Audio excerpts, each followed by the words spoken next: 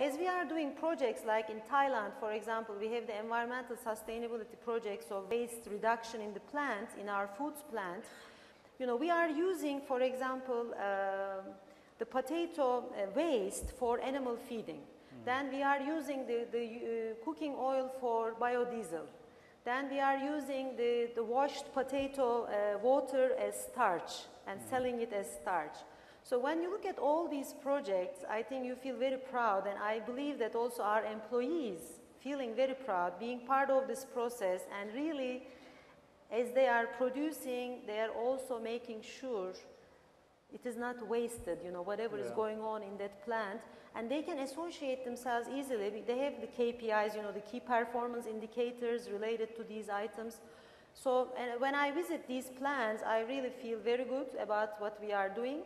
But we should do more. I think that's the whole issue, because the objectives are so, I mean, like PepsiCo announced 20% reduction in water by 2015.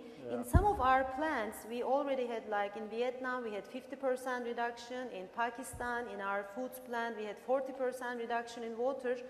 But can you go to a positive water balance? Like our India operation is today, they are in the positive water balance. Can I do it in my area also? That's the kind of aspiration, and there is no end to this journey. You see, it is the exciting part. But it is, at the end, it is the leadership. I think you have to be committed, otherwise it will be written somewhere on the paper, but will not happen. Well, so that's a good, I guess, segue into the third segment. One key aspect of leadership is learning from failures, from setbacks, from things that didn't go well. So as you look back at you know, your stay in Pepsi, or even Pepsi's history, what's an example where it was a setback, it was quote-unquote a failure that really you learned from? I mean, when I look at the history, I have been in the company for 16 years. In 1999, I was in Turkey, and we had a major earthquake. I was in charge of commercial function, and our plant was on the fault line and affected, and we had serious damage in the plant. The plant was built at the best standards at that time, but when I go back and review, the best standards didn't have the best standards for an earthquake estimation for 7.6 magnitude.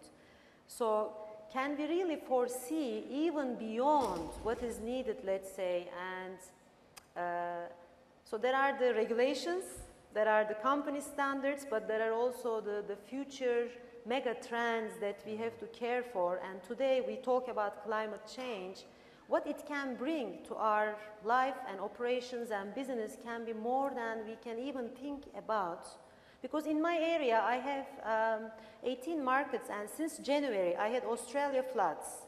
I had New Zealand earthquake. I had Japan, you know, earthquake to tsunami and the whole radiation. So how can we better plan ourselves as leaders for these disasters? And these are really beyond now some of the considerations we had in the past. So you're really balancing many balls. Yeah, in 1999, I mean, we felt our plant was in great shape, but it was not ready for an earthquake of 7.6. So can we be ready for a 9 or 10? I don't know. I mean, what is the possibility? But get ready for the unexpected, because life is changing, the planet is changing. We are trying to do our best as, let's say, private sector, but can we foresee even beyond the limits? I guess the message here is doing that extra, go beyond the standards. Yeah. Any final thoughts on leadership? Any last takeaway that you would say? I think the sustainability agenda is definitely needing a leadership perspective. Like yesterday, we have heard from also the President of Indonesia. In our businesses, the CEO's commitment, the President's commitment. How do you include your people into this journey as a leader is very important.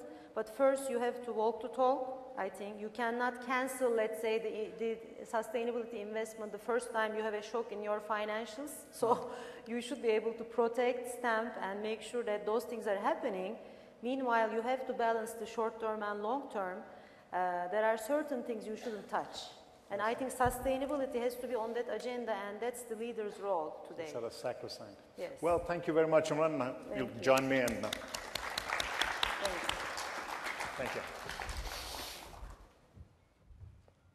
Thank you very much indeed, Ram. Thank you very much, Umran.